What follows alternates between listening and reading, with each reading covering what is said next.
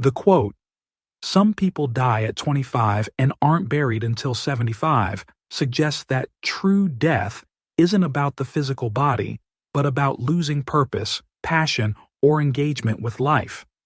It speaks to people who stop growing, stop pursuing their dreams, or stop living fully long before they physically pass away. This can happen when someone becomes stuck in a routine or when fear, complacency, or societal pressure take control of their lives. Essentially, the quote means that it's possible to stop living authentically at a young age, and the buried part of the person only gets noticed when they physically die many years later. Now, let's dive deeper into this concept by looking at various works that touch on similar themes. We'll explore self-actualization, living authentically, and the loss of purpose. Here's a breakdown. Viktor Frankl, Man's Search for Meaning. Quote, "Life is never made unbearable by circumstances, but only by lack of meaning and purpose." Explanation.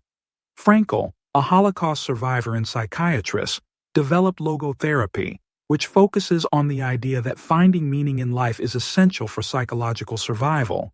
He argues that no matter how difficult life is, a person can endure almost anything if they have a sense of purpose.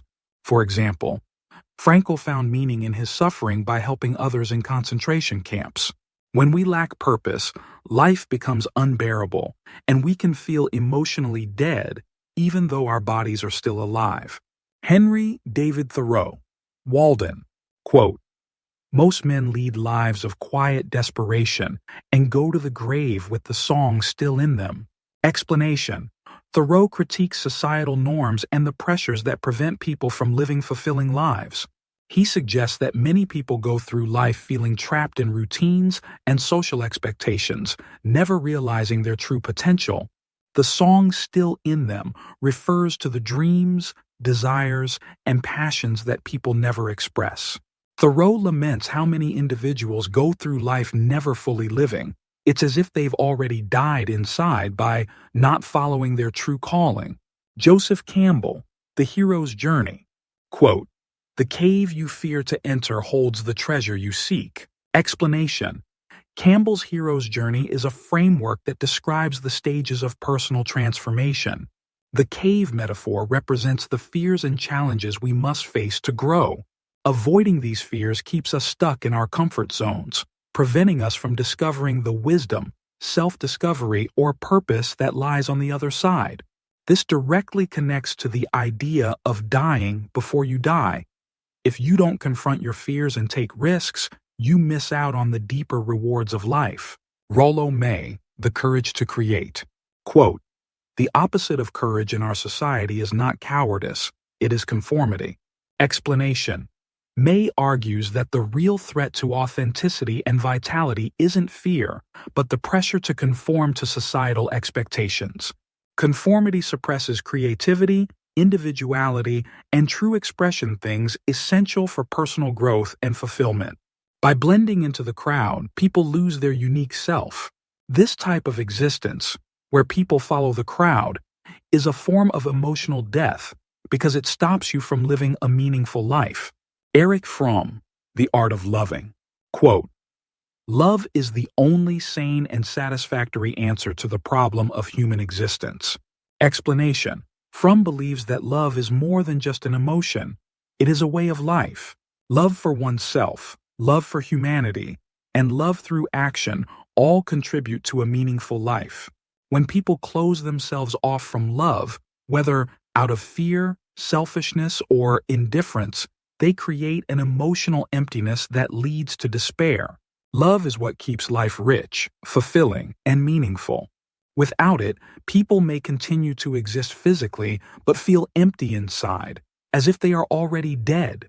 Carl Jung, Memories, Dreams, Reflections. Quote, "The privilege of a lifetime is to become who you truly are." Explanation. Jung's idea of individuation refers to the process of becoming the person you were always meant to be. He believes that the true self is often buried under societal expectations, conditioning, and unconscious influences. The privilege Jung speaks of is the rare opportunity to break free from these influences and realize your full potential. If you don't, it's like never truly living. Living disconnected from your true self means you're spiritually dead, even if your body is still alive. How can people apply this to their lives? Find your purpose. Reflect on what excites you and what you feel drawn to. Engage in activities that give your life meaning, whether through creativity, service, or learning. Take risks and face fears. Step outside of your comfort zone. Growth happens when you challenge yourself. Avoid conformity. Don't live by societal expectations alone. Make choices that align with who you truly are. Cultivate love and connection. Build strong relationships. Love, whether through family, friendships, or community, keeps life rich and fulfilling. Live fully present. Stay engaged in the moment instead of dwelling on the past or worrying about the future. Embrace continuous growth.